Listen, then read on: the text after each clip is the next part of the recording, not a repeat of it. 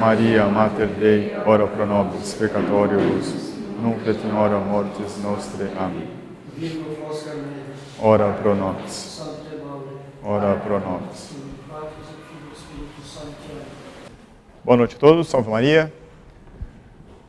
Bom, o tema de hoje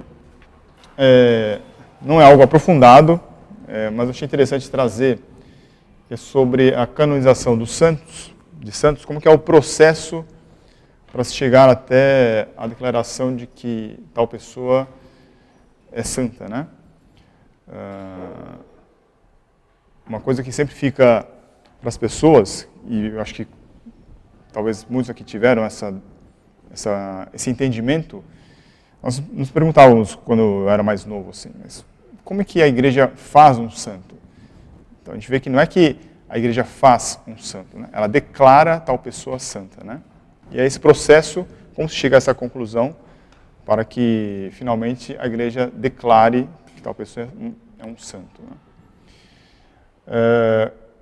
Mas houve uma mudança aí, eu vou comentar isso no meio da exposição, por isso que é como era antes, como era feito, e aí apontando a mudança nesse processo, provavelmente é um processo que é feito. Para isso, eu me baseei num livro chamado A Fábrica de Santos, que é de um típico livro que descreve alguma coisa de interessante, no caso que é da igreja, de um típico jornalista americano, de uma típica revista americana, Newsweek. Isso foi em 1990. Esse Kenneth Woodward. Traduziram para o português como A Fábrica de Santos, e vamos ver que tem uma certa... em inglês é Making Saints. E essa tradução aqui, de fato, tem um sentido que vamos entender ao longo da exposição. E para isso vamos passar um histórico, depois eu entro no processo canônico propriamente, aí eu entro no processo reformado, ou para não dizer deformado, né? E as consequências disso. Tudo bem? Isso acho que para a nossa compreensão até a questão do concílio, de como que é hoje, é bem conveniente saber disso aqui. Já aviso que eu não vou entrar na questão se é infalível ou não é, o objetivo não é esse, tá? É simplesmente conhecer como que a igreja fazia até então e como que é feito hoje. Essas questões são muito controversas, muito delicadas, que não convém ser tratadas aqui. Com relação ao histórico, então. Bom, primeiro, o que é um santo, né? O que é um santo? Em um sentido largo, em um sentido extenso, santo seria qualquer pessoa que tenha a graça santificante. Então, por exemplo, quando uma criança é batizada, ela recebe a graça santificante, e todos nós ensinamos isso, explicamos para as pessoas, né? Se um bebê vier a falecer, ele vai direto para o céu. Ele está com a graça santificante. Ou seja, assim como nosso Senhor Jesus Cristo, ele mandou, sede perfeitos como meu Pai é, Deus, nosso Senhor, é santo. Santo, santo, santo. Como é dito na missa, né? Então, nosso Senhor nos manda para que nós também sejamos santos como Deus é. Por que eu estou dizendo isso? Porque muitas pessoas têm uma ideia equivocada de dizer que, nossa, eu nunca chegaria a ser santo. Imagina, né? Então, não é bem assim, porque a pessoa está pensando nos santos que nós conhecemos, São Francisco de Assis, Santa Teresinha, mas não é assim, né? É claro que os santos do porte, como Santa Teresinha, São Francisco de Assis, é um outro nível, né? Mas Nosso Senhor já nos manda isso. E o maior mandamento que tem a ver com a santidade é amar a Deus sobre todas as coisas, amar o próximo como a si mesmo. E por que eu estou comentando isso também?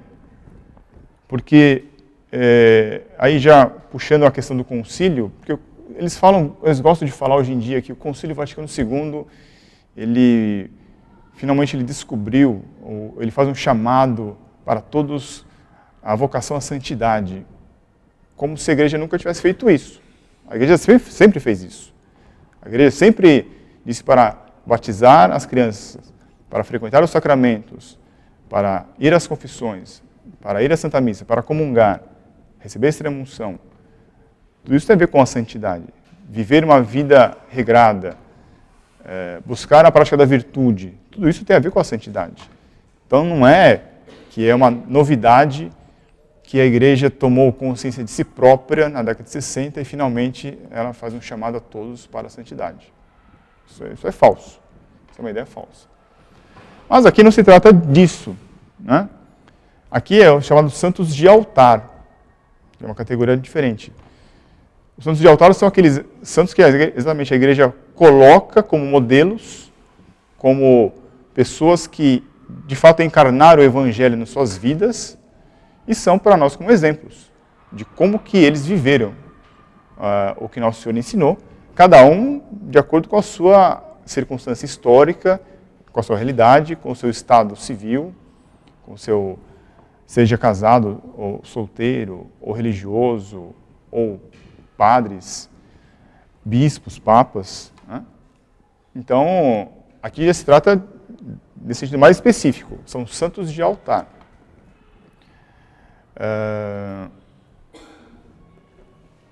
E por que canonização? Né? A canonização, ela exatamente é colocar esses nomes dessas pessoas que tiveram uma vida excepcional, que foram exemplares, para colocar numa lista. É uma lista que, primeiramente, na época do início do cristianismo, havia a lista dos mártires. Então, a igreja tem uma lista exatamente dos santos e algumas pessoas merecem estar ali. Tem um culto especial, não é o culto de latria, de adoração a Deus, é o culto de dulia, que é de veneração, que a igreja coloca como exemplos a serem imitados. Mas é claro que alguns conhecem algumas vidas, tem algumas vidas que não são propriamente para serem imitadas, são vidas para serem admiradas. Não vou entrar aqui no detalhe, mas tem santos que têm alguns fatos tão extraordinários que não é para a gente almejar a imitar isso aqui, mas é para causar admiração, que na verdade é uma ação de Deus sobre a pessoa, né? E a pessoa é o canal exatamente disso para o aumento da fé, né? O aumento do fervor, para a conversão das pessoas, enfim. E nesse processo que visa colocar exatamente a pessoa numa lista, e na Santa Missa nós vemos isso, no cânon, que é exatamente a parte central da missa. No cânon você tem uma pequena lista inicial de santos, né? Então são os apóstolos, então os santos mártires. Daí se veio o termo canonizar, que é colocar uma pessoa nessa lista. E que merece ter um culto próprio, junto de ter uma missa própria, num calendário litúrgico, e que merece ser exatamente um exemplar de vida. Nesse processo, então, basicamente se busca responder a duas perguntas. Uma é se o candidato a ser declarado santo, ele foi um mártir, porque como vamos ver, esse é o primeiro modelo que se tem de santidade, que é o do martírio, ou se a pessoa apresentou alguma virtude heróica, ou seja, ela exerceu a virtude chamada em grau heróico, de maneira extrema, de modo perfeito, que seja um exemplar. E temos aqui os precedentes para isso. Da onde que a igreja tirou essa questão de escolher uma pessoa ou declarar uma pessoa como santa? Um primeiro precedente aí é de São Dimas. Todos conhecem esse fato. No Calvário haviam 3 pessoas crucificadas, é nosso Senhor Jesus Cristo, o bom ladrão e o mau ladrão. Os 2 ladrões, com razão, estavam lá condenados, eram culpados, e tinha uma pessoa lá que é inocente, que não tinha nada a ver com a história, mas que estava lá também. E é conhecido que o mau ladrão, ele, vamos dizer assim, de maneira jocosa, ele manda Nosso Senhor se salvar e salvá-los também daquilo lá. Ele tinha uma certa noção de que Nosso Senhor podia fazer isso, né? E o bom ladrão, saindo em defesa de Nosso Senhor fica silente, ele não diz nada. O bom ladrão, ele vem em defesa de Nosso Senhor e dá uma lição no mau ladrão, né? Ele diz, fica quieto você, nós estamos aqui porque merecemos. Ele não. Depois se vira para Nosso Senhor e pede para se lembrar Nosso Senhor depois da morte. E aí Nosso Senhor Jesus Cristo, em resposta a isso, ele declara, ele anuncia isso para todos ali, ao vivo, né? Estarás comigo hoje mesmo no paraíso. Então foi, digamos assim, a primeira canonização ali feita pelo próprio Nosso Senhor Jesus Cristo, né? E agora eu não lembro quem comenta isso, mas que coloca exatamente como um exemplo, né? Que a pessoa ela tem que defender a fé, estava defendendo Nosso Senhor Jesus Cristo, tem que ser penitente, se arrepender dos pecados. Então ali propriamente houve uma conversão, o arrependimento dos pecados e a defesa da fé, defendendo Nosso Senhor Jesus Cristo. Esse seria o primeiro precedente, mas precedente em que sentido? Se Nosso Senhor Jesus Cristo, ele declara isso ao público, que ele estará no céu, Nosso Senhor Jesus Cristo não mente, então de fato ele estará no céu. Como a Igreja Católica Apostólica Romana é o corpo místico de Cristo, é Cristo na história, então a Igreja também teria essa competência, digamos assim, essa capacidade ou essa jurisdição, eu sempre gosto de falar esse termo porque é do latim, né? Iuris dictio, tem o direito de dizer, quem tem o direito de dizer as coisas a respeito de Deus é a Igreja Católica, né? Então a Igreja Católica também teria essa capacidade, essa competência, essa jurisdição de declarar algumas pessoas santas, ou seja, que estão no céu, estão na glória com Deus.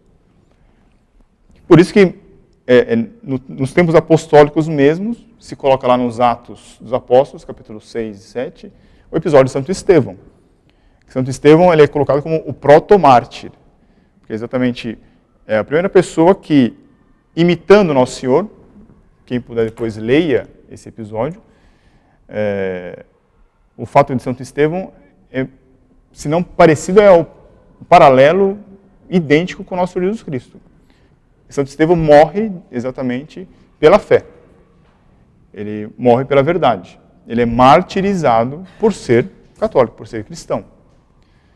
E a igreja nos coloca ele, então, como um modelo de martírio, protomártir. Aquele que morre pela fé e roga perdão pelos algozes. Assim como Nosso Senhor rogou perdão para os judeus que estavam crucificando, Santo Estevão também, ele pede perdão pelos algozes. Então, aqui sim estaria, digamos assim, propriamente, né, o precedente de que a igreja ela pode declarar uma pessoa santa, que é o exemplo de Santo Estevão, que foi o primeiro mártir, ou seja, seria o primeiro declarado santo, né, depois que Nosso Senhor Jesus Cristo declarou o próprio São Dimas ali. Então, por um bom... Está declarado onde está cá? Nos próprios atos? Onde está declarado? Que ele está... não, isso é depois, né? A igreja que declara ele, coloca Santo Estevão como protomártir, né? Eu não lembro se no Atos... Acho que não. Não se fala, né? Não. Então, durante os 5 primeiros séculos do cristianismo, a questão do martírio é que tem grande relevo. De fato, nos 3 primeiros séculos, né, a igreja sofreu a perseguição dos romanos, muitos foram para a arena, muitos foram martirizados, muitos tiveram que provar a fé diante dos romanos, ou seja, se você não queimar um incenso para o imperador, ou se você não renegar Jesus Cristo, você será morto. A pessoa fala, tá bom, eu vou ser morto então. E a pessoa ia para o martírio. Então, isso causava, naturalmente, muita admiração nas pessoas em volta. Então, praticamente nesse começo do cristianismo, a santidade tinha a ver diretamente com a questão do martírio. Assim como exemplo de Santo Estevão, né? Por isso que se coloca aqui como uma fixação, uma gestação dos critérios de declarar quem é santo. Porque nós conhecemos a doutrina da comunhão dos santos, né? As graças de um são comunicadas aos outros. Mas não só isso, né? Se tinha a ideia, ou o entendimento, a noção, de que, estando na glória, estando mais próximos de Deus, eles poderiam nos interceder por nós ali, não é? Só um parênteses para os protestantes, que se trata de uma mediação intercessora que é diferente da mediação redentora de nosso Jesus Cristo. Nós não negamos que nosso Jesus Cristo seja o único mediador entre Deus e os homens. Mas aqui se fala da mediação redentora. Nosso Senhor é o único que poderia morrer pelos nossos pecados. Mas aqui se fala da mediação intercessora, o quê? É de rogar para Deus em nosso favor, já que Ele está na glória junto de Deus. Assim como a pessoa é mais amiga ou mais próxima ou do pai, ou do professor, ou do chefe da sessão, ou do presidente, alguém que é mais próximo, você pode pedir para a pessoa interceder junto da autoridade máxima ali. Por isso que nas orações que temos, principalmente na missa, quando se reza para Deus, Nosso Senhor, se pede para que tenha misericórdia de nós, para que nos perdoe. Quando rezamos para os santos, para Nossa Senhora, nós rezamos rogai por nós. Nós não pedimos perdão para eles, nós pedimos que eles roguem a Deus por nós. Essa é a intercessão, a mediação intercessora. E era comum, depois do martírio, depois do evento da morte do santo, as pessoas recolhiam os restos mortais para sepultamento, para o sepultamento. Então, claro, uma pessoa morreu pela fé. Assim como nosso Senhor Jesus Cristo morreu por Deus, aquela pessoa também morreu por Deus. É um exemplo. Então, eles tinham um certo respeito e, claro, ocorriam os milagres. Não é que é simplesmente um respeito pela matéria em si, mas também tinha os milagres, né? Que é exatamente a questão das relíquias. Então, estava muito presente ali no dia a dia das pessoas que viam aquela pessoa ser martirizada e depois aconteceu alguns milagres com aqueles restos mortais. Portanto, no povo, nos recém-conversos, já havia, então, esse entendimento e havia essa devoção àquela pessoa que foi martirizada. Então, naturalmente, se localmente, com pequenos grupos, se rezava por tal pessoa, porque, puxa, ela deve estar lá, né? Então, foi meu amigo, peço para ele pedir para Deus uma graça para mim. E aí tem os milagres. E como a pessoa ia ser sepultada? Estávamos na época da perseguição. Então, o culto, a liturgia era feita escondida, tudo isso era feito nas catacumbas. Então, os restos mortais iam para as catacumbas. E, assim como o nosso Jesus Cristo morreu e se presta sacrifício a Deus por meio da Santa Missa, era natural que estivesse junto os restos mortais dos mártires também, dos primeiros mártires.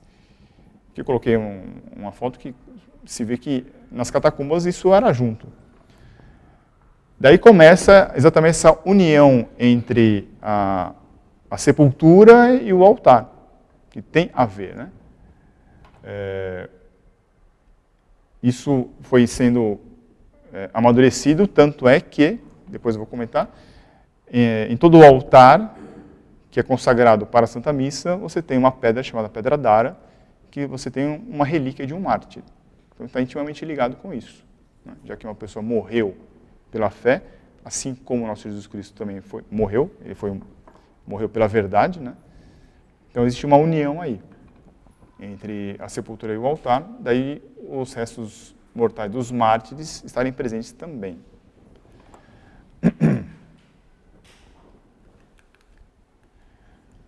Depois, cessando as perseguições, então o número de mártires começa a diminuir, né? Mas o fervor continua, as pessoas virtuosas começam a aparecer. Nesse processo intermediário da perseguição, você ainda tem alguma perseguição, mas não tem a efetivação da morte. Tanto que surge a figura dos confessores. O que são esses confessores? A perseguição chegava lá, ameaçava a pessoa estava disposta a morrer, se fosse o caso. Então fazia aquele inquérito em cima da pessoa. Se você não fizer tal coisa, você vai morrer então. Tá bom, então vou morrer. Mas daí eles não levavam a cabo isso aí. Então, essas pessoas que iriam para o martírio, mas que não foi efetivado, elas confessaram a fé, então são chamados confessores.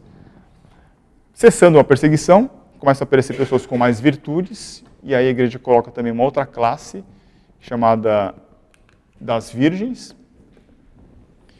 Porque são as pessoas as mulheres que elas dispensam o casamento para se dedicar totalmente à religião, totalmente a Deus. Né? Se eles realmente deixar eventual privilégio, né, de casar com alguém, isso também causava conflitos, né?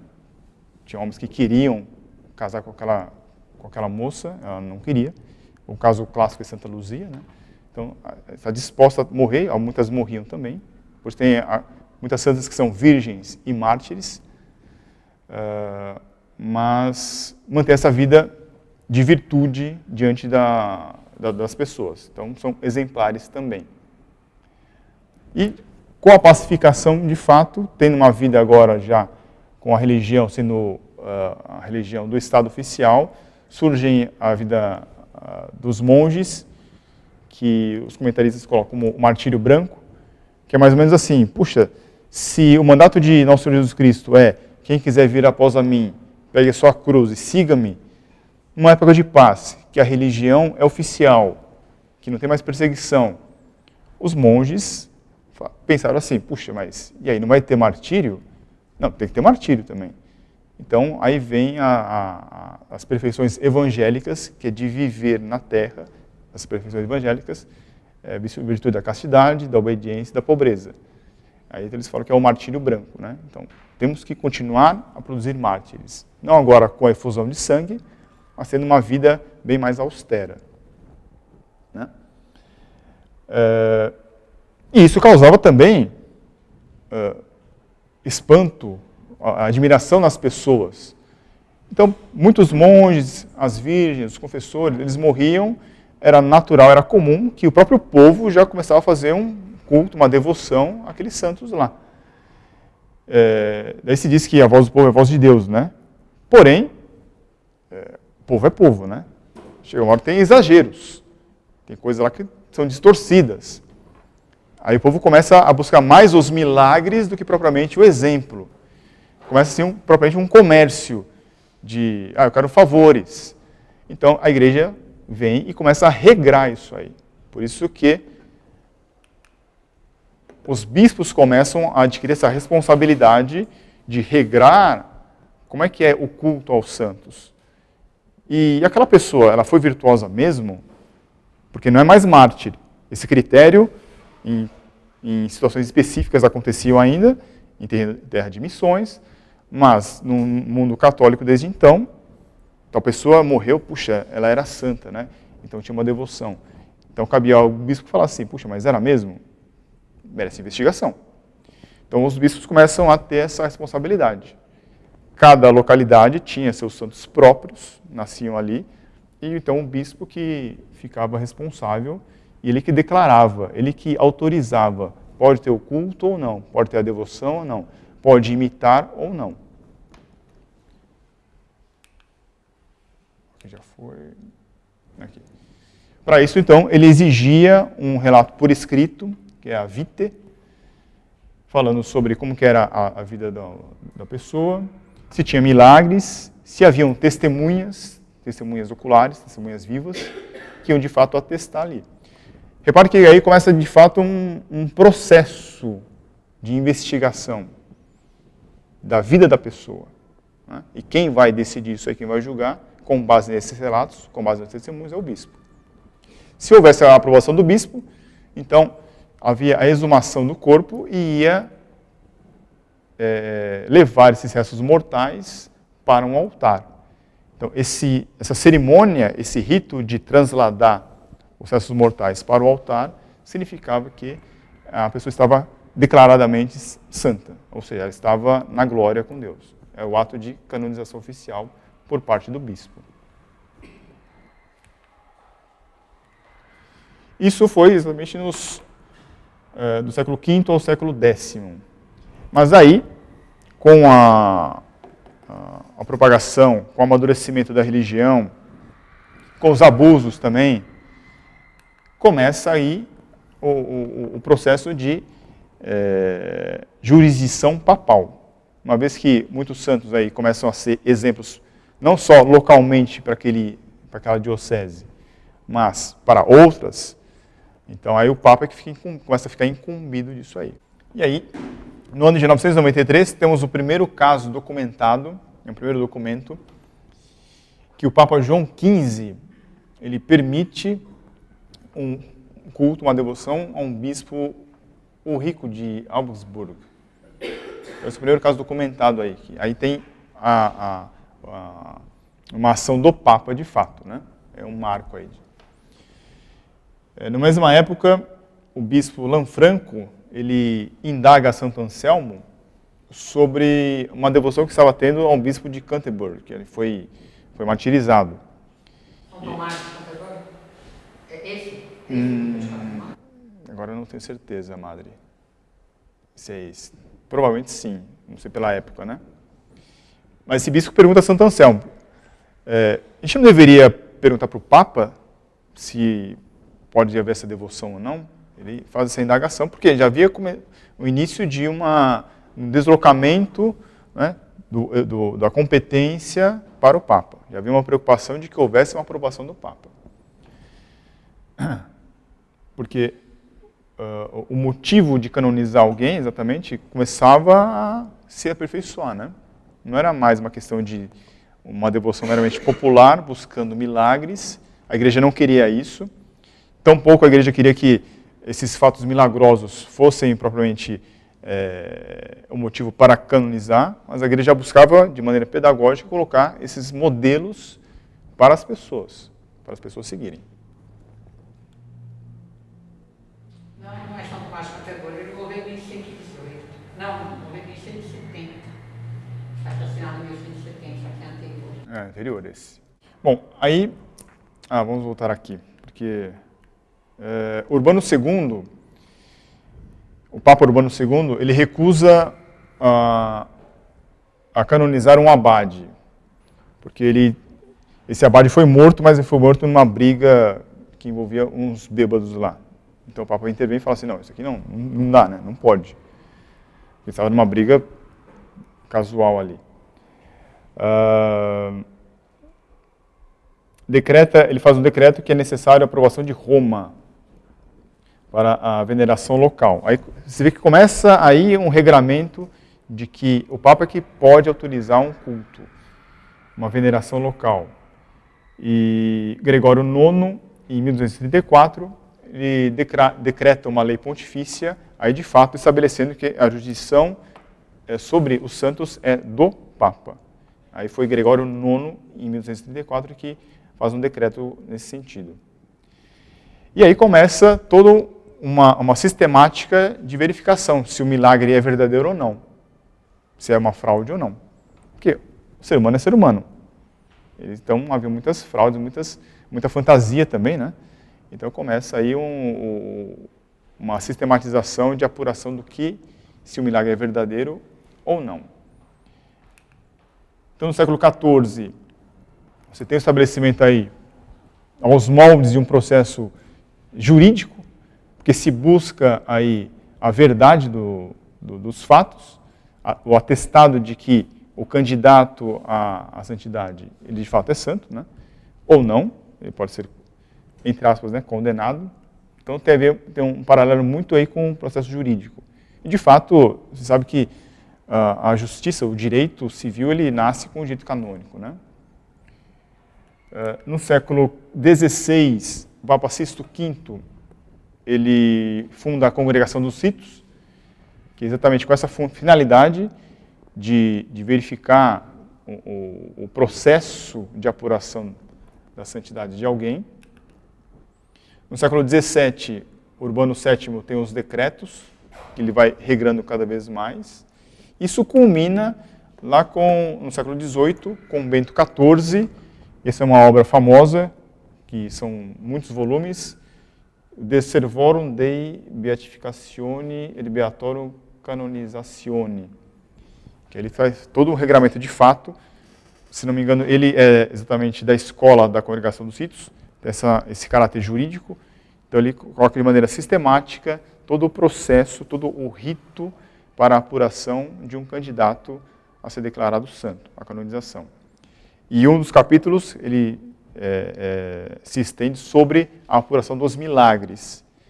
Tanto que, dessa época para frente, a questão da igreja declarar que tal fato é milagroso é com base nesses critérios de Bento XIV. Ficou uma obra de referência mesmo, né? Por fim, no século XX, o Código de Direito Canônico de São Pio X, de 17, ele recepciona esses critérios de Bento XIV e, digamos assim, fica uma coisa oficial. O processo agora é desse jeito, de fato. Fica, vamos dizer assim, legalizado, né? E aqui entramos nesse processo, chamado processo canônico.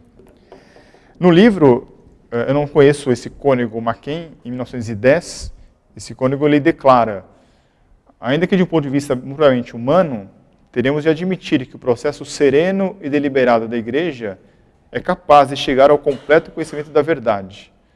O grande objetivo é evitar qualquer possibilidade de erro e garantir que a verdade brilhe com todo o seu esplendor.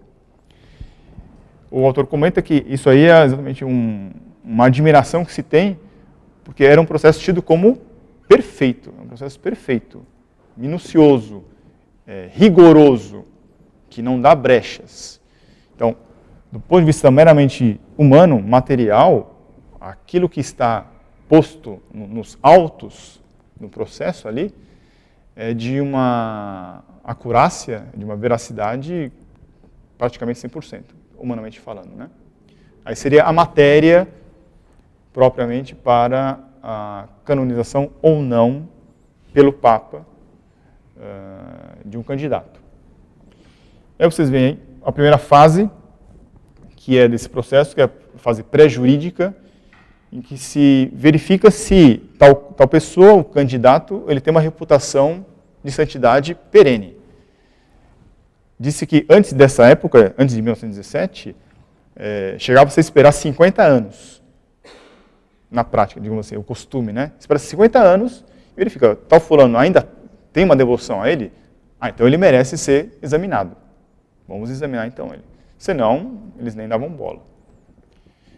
Passada essa fase, vinha a fase informativa, que se buscava as testemunhas.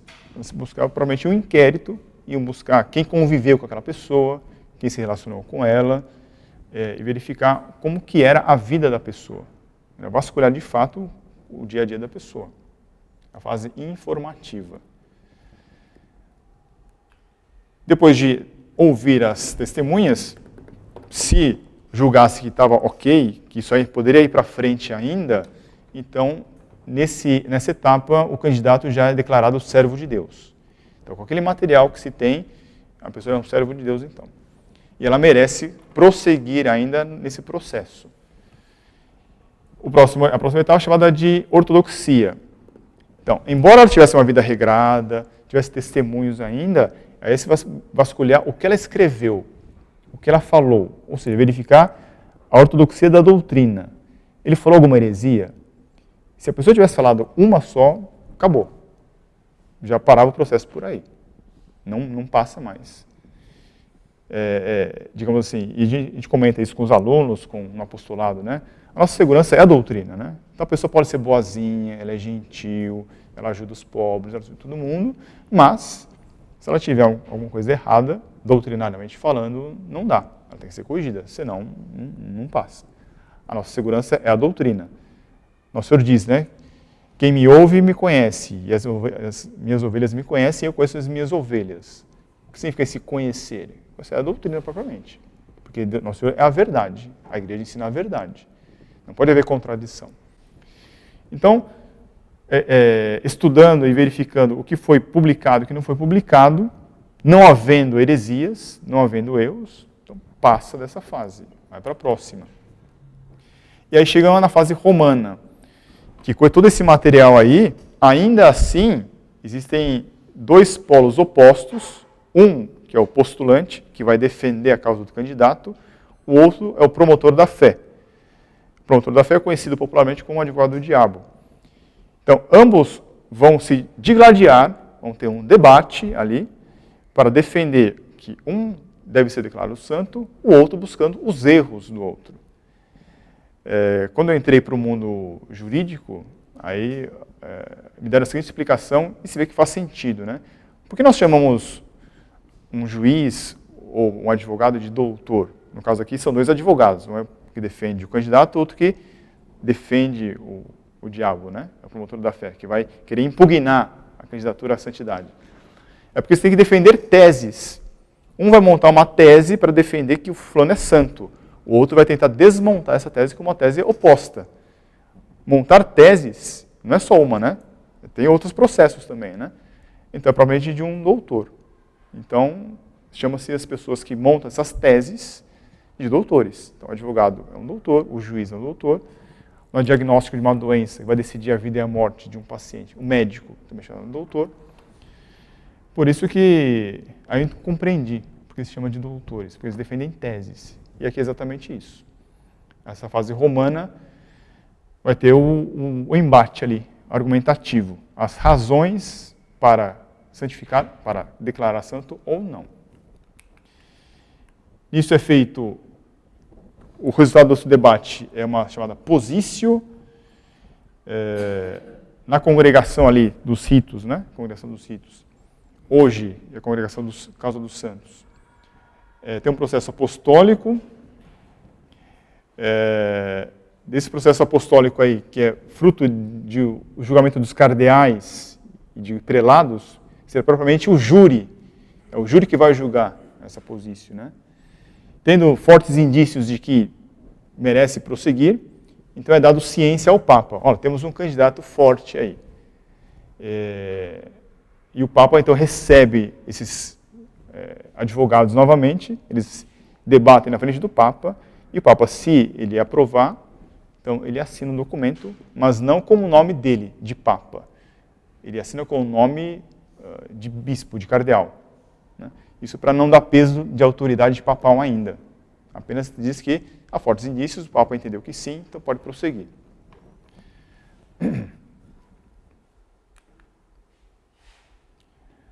E aí ele é chamado de venerável. Se houver aprovação nessa fase, ele é chamado de venerável. Se a causa é muito antiga, Papa Pio XI ele criou um setor chamado seção histórica, que é para tratar das causas antigas, porque aí já não tem mais testemunha, não dá para saber de fato se teve milagre ou não, se tal fulano recebeu uma graça ou não.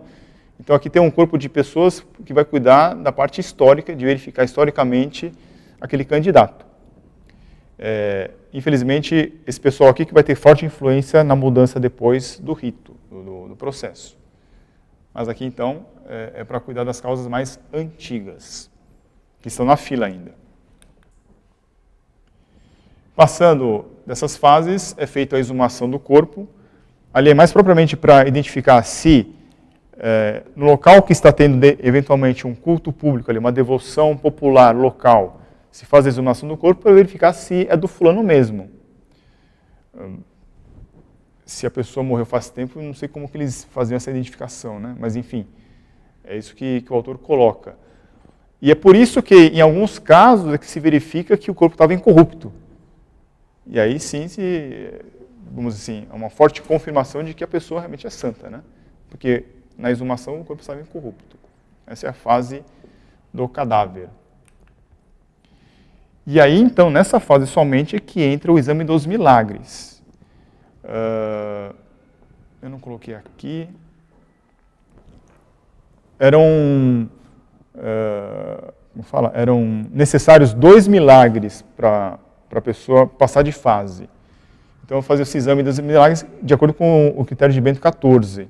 Em geral, eram milagres físicos, né, de curas físicas. Né? E essa comprovação era feita por um grupo de teólogos que examinava. Havia uns médicos também no grupo para testar as curas, que foram de maneira inexplicável pela ciência. E se houvesse o ok, o Papa dava um decreto reconhecendo aqueles milagres lá. E aí, na beatificação, que é o processo seguinte, que é a fase seguinte, permite-se o culto local. É uma permissão no culto local ainda. Se a causa fosse de algum religioso, de alguma ordem religiosa, de uma congregação, aquela congregação ou aquela ordem religiosa que tinha a permissão de ter um culto, de ter uma missa própria para aquela pessoa. Aí é chamada de beata, né? Mas é um evento que não há uma solenidade de um evento pontifical. Isso só vai acontecer por conta da canonização de fato. E aí existe a obrigação, colocado no calendário litúrgico do mundo inteiro, né? Aí existe uma obrigação do culto universal. Todo o mundo católico tem que reconhecer aquela pessoa e existe uma missa própria para aquela pessoa. E aí sim tem essa fase com a missa pontifical, que é a missa de canonização. Temos aí praticamente, tirando a sessão histórica, que é para casos específicos, 8 ou 9 fases, né? Ele sai de ser um candidato, vira um servo de Deus, se torna um venerável, beato localmente, depois santo propriamente, que é o culto universal. Repare que nesse processo ele pode ser parado, né? Pode ser interrompido por um motivo doutrinário, meramente doutrinário. Se ele falou uma besteira, acabou. Se durante o processo tiver algum chamado vício processual, algum procedimento não foi feito, também era motivo de impugnação. Não, você devia ter seguido esse rito aqui. Não seguiu o rito, acabou. Podia ter um motivo espiritual psicológico. Se verificava que a pessoa era muito, ele não entende esse detalhe, mas excêntrica, ou tivesse algum indício de algum problema psicológico, então também era motivo de impugnar. Então parava por aí o processo. E finalmente, o Papa, quando recebe o processo finalizado, milagres comprovados, é da alçada do Papa ele querer beatificar, canonizar a pessoa ou não. Nós falamos no mundo jurídico, isso não é uma coisa vinculante. O Papa não está vinculado, ele não é obrigado a aprovar, beatificar e canonizar. Ele não é obrigatório. Ele tem um chamado poder discricionário. Ou seja, se for conveniente, se for oportuno, de acordo com a vida pastoral, ele verifica os fiéis, se for oportuno, sim, ele beatifica, ele canoniza. Se não, às vezes é melhor não. Então, por motivos políticos, uma perseguição religiosa, talvez seria uma afronta para o regime. Então, ele faz toda essa avaliação e ele então decide não canonizar. Tem vários processos lá que estariam prontos, materialmente falando, seriam para receber a beatificação, canonização. O Papa fala não, agora não, eu julgo que não. E como ele é soberano, então ninguém mais fala nada. Fica lá o processo parado. E o autor comenta, visto tudo isso aqui, né, após estudar, fui para Roma, esperando encontrar isso aqui. Infelizmente, ele encontra outra coisa. Porque ele foi exatamente na época que começaram as mudanças. Começou o processo de reforma disso aí. E ele explica isso aí, ele descreve. Tudo isso vem na esteira, é claro, né, do Vaticano II. Vem na esteira do Vaticano II. Numa outra aula que nós colocamos aqui, vimos que eles mudaram tudo, né? O concílio veio para mudar tudo. O Concílio Vaticano II, propriamente, ele já é um concílio diferente de todos os demais. Eles mudaram a visão que a igreja tem do mundo. Mexeram na missa. E comentando com um amigo meu, um amigo nosso, com um certo espanto, é possível mudar tal coisa. Ele comentou, mas se mexeram na missa, que é o mais importante, né? Por que eles não iam mexer no resto, né? De fato, mexeram na missa, por que não mexer no resto? Mudaram o código de direito canônico, mudaram o calendário litúrgico, e, é claro, mudaram também o processo de averiguação se uma pessoa é santa ou não. Tudo isso é fruto do quê, então? Essa mentalidade democrática que veio com o concílio, temos que ouvir todo mundo, né? Tem que ter um voto, uma coisa democrática. Essa mentalidade humanista, dando valor ao homem, propriamente. Então, os princípios da colegialidade, representatividade, assim, nossa, tem muito santo italiano, né? Não, isso aqui é muito eurocêntrico. Temos que ter santos também de outros lugares. Então, o corpo eclesial tem que estar bem representado, também pelos santos, então. Então, os santos de cada localidade também tem que ter. Não posso só privilegiar um. E aí, uma ênfase nas ciências humanas. Então, vai buscar a história, a psicologia, a sociologia. Eu não sei muito bem isso, mas o autor coloca que com o advento do método histórico crítico, esse método histórico crítico veio em peso, com aquela fundação da seção histórica que Pio XI colocou.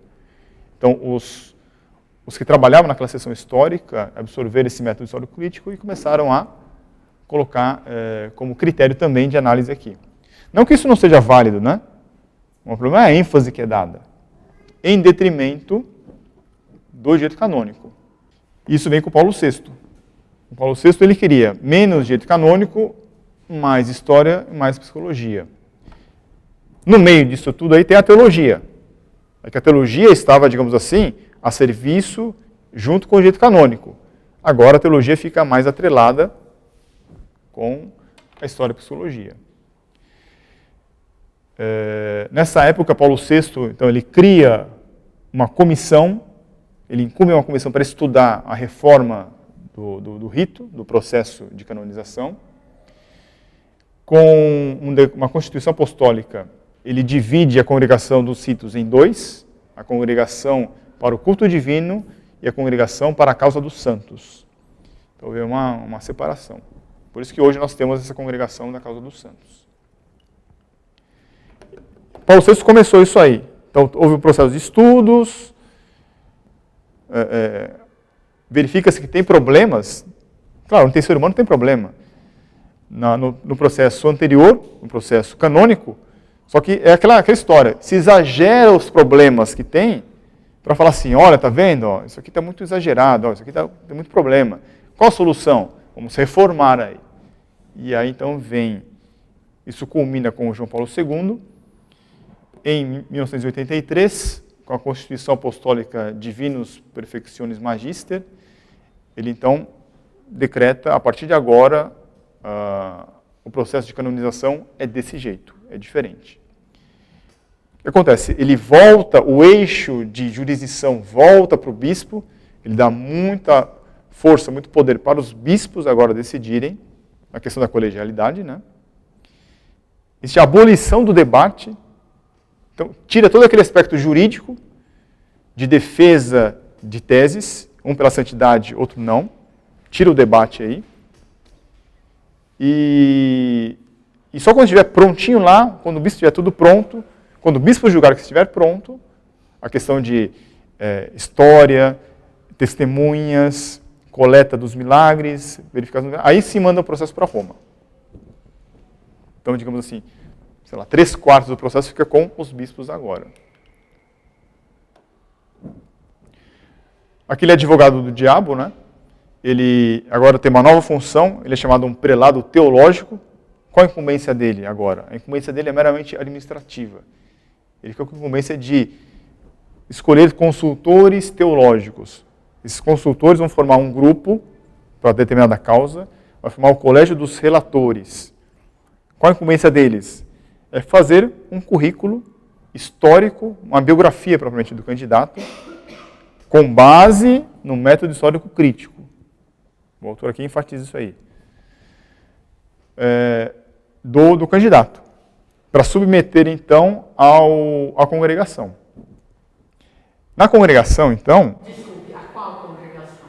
No caso, a causa dos santos. E aí, essa submissão desse relatório ou dessa biografia não tem mais o caráter agora de ser como um processo, né, jurídico, uns autos, em que você vai defender um, vai acusar o outro, impugnar o outro. Não, aqui é mais parecido, tem um caráter mais acadêmico de uma defesa de tese, de dissertação, em que você vai apresentar lá seus argumentos para uma banca. E aí, se a congregação, isso o autor colocando, hein? Se a congregação julgar que ela é bem persuasiva, então eles aprovam.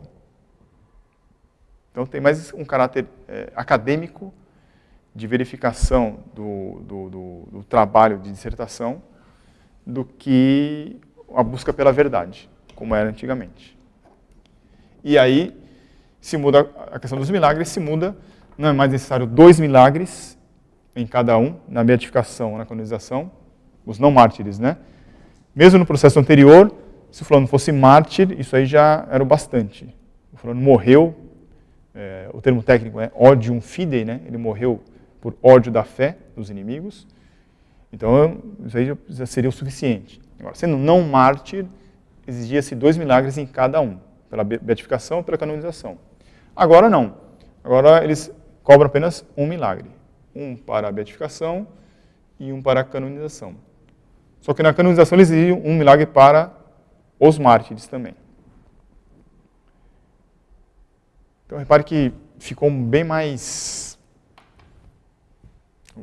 menos rigoroso, né? Qual a consequência disso? Nada como a estatística para trazer a consequência disso. De São Pio X, quando ele recepciona essas regras do processo canônico, lá feito por Bento XIV, de fato, um desenvolvimento orgânico desde os tempos apostólicos até o século XX, isso sim que é um desenvolvimento orgânico da coisa. Desde São Pio X até João Paulo I teve 1 mês de pontificado, né? Vocês veem aí 7 beatificações, 3, 11, canonizações. Pio XII que canonizou mais, foram 33 durante o pontificado dele. Fazendo as continhas aí, dá em torno de 1913 até 78, em torno de uma beatificação ou uma canonização por ano. Porque é claro, né? Vou declarar alguém que está no céu. Eu vou colocar isso como modelo de vida para os outros, né? Não pode ser uma coisa qualquer. Não que as pessoas comuns não tenham uma vida de santidade, né? Mas eu vou colocar como modelo, como paradigma, né, para as pessoas. Se eu for voltar no tempo, de 1600 até 1978, as beatificações dão um total de 1260. Então ali dá mais ou menos uns 400 anos, não, 300 anos, 400 anos. Dá umas 3 canonizações por ano, beatificações por ano, né? Se eu for ver as canonizações, que é pegando aquele primeiro episódio, que foi o primeiro papa que documentou, que dá, João XV, ele dá aval para um culto ali de um bispo, até 78, dá 293 canonizações. É claro que a igreja tem mais isso, né? Tem mais santos que isso, né? Mas aqui são aqueles santos anteriores a esse processo jurídico formalizado, né? São aqueles santos que a igreja recepcionou e aceitou pela tradição. Por exemplo, São Cristóvão, São Jorge, são aqueles santos que não têm documentação histórica, né? Então tem vários santos assim, que a tradição nos trouxe, e que são cultuados como santos. Aqui apenas o que foi documentado, foi formalizado num processo.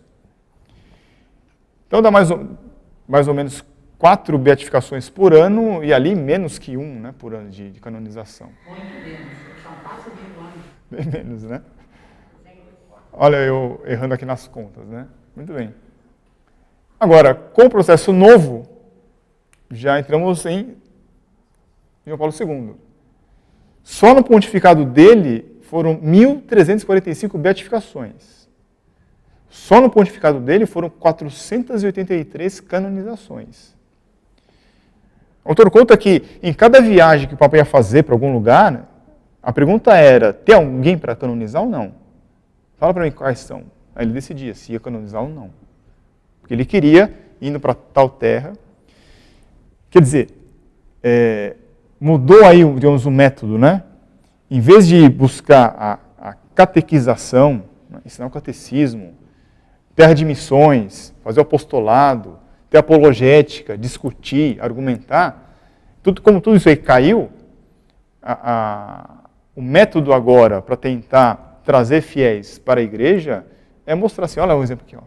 Vocês têm um santo aqui, é um santo local. Mas quem conhece o santo? Talvez nem localmente a pessoa conheça, talvez ela nem lembra quem é. Por quê? Porque é natural que quando você tem muita coisa, aquilo que era o modelo, que era ser extraordinário, vira comum. Quando eu jogo muita moeda no mercado, desvaloriza, inflaciona. Assim também são os santos aqui. Com tudo isso de beatificação e canonização, acaba desvalorizando. Né? Dá mais ou menos 50 beatificações por ano, 18 canonizações por ano.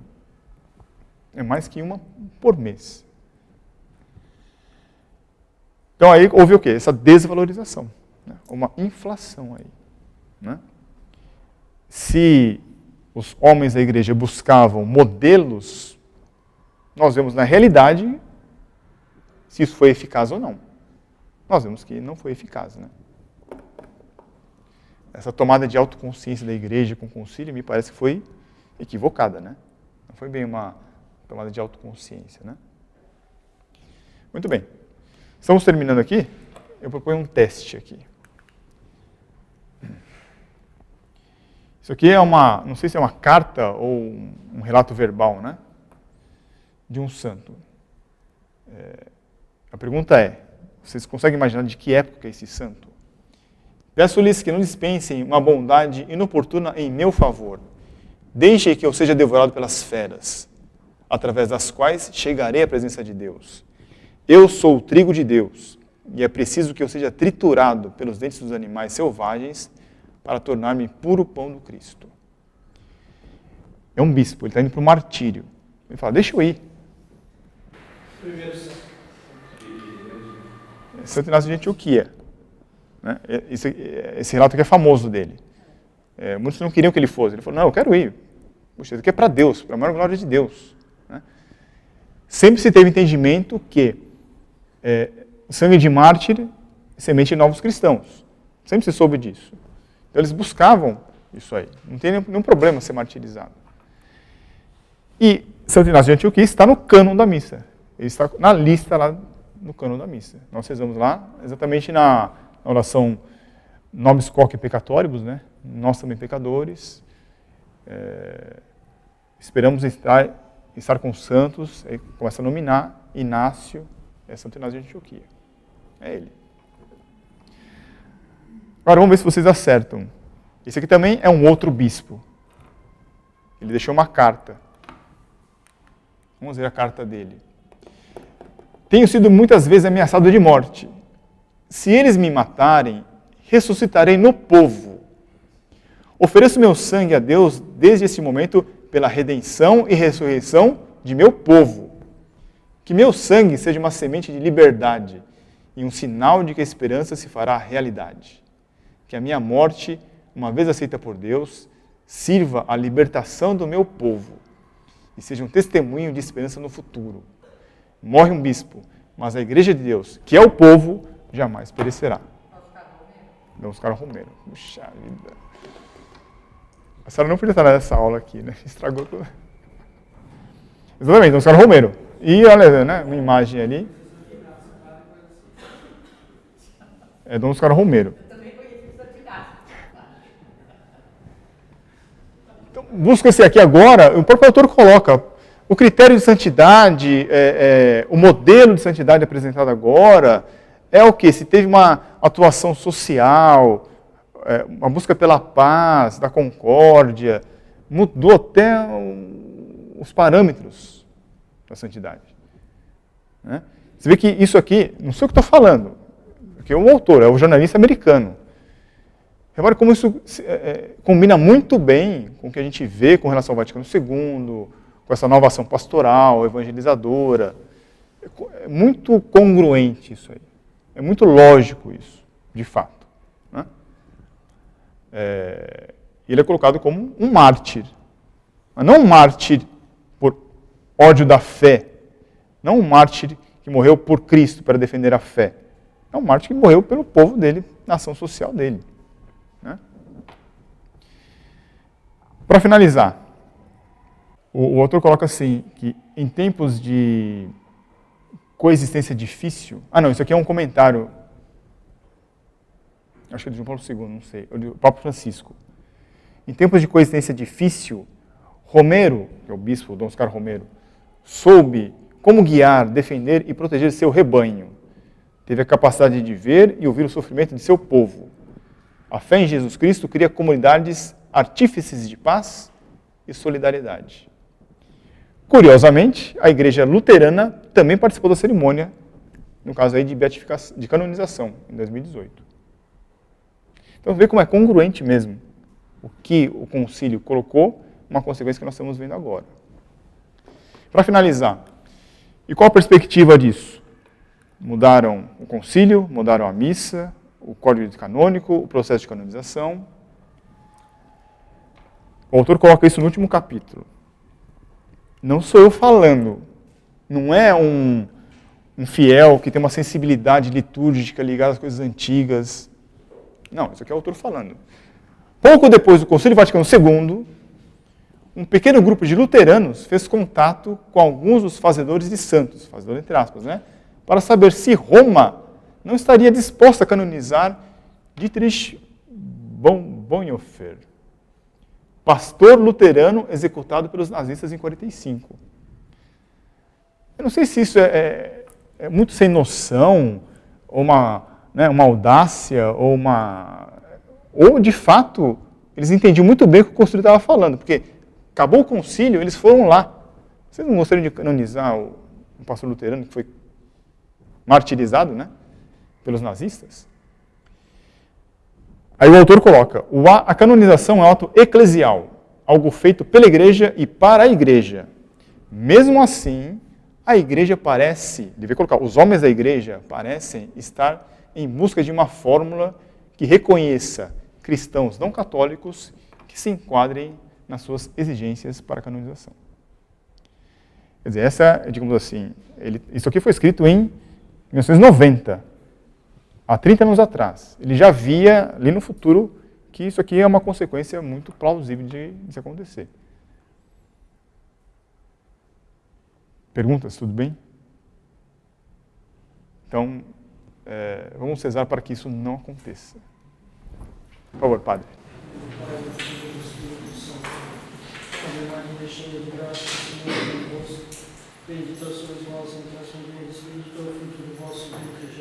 Santa Maria, Mãe de Deus, rogai por nós, pecadores, agora e na hora de nossa morte. Amém. Auxílio dos cristãos. Rogai por nós. São Bento e São Mauro. Rogai por nós. São do Pai, do Filho e do Espírito Santo.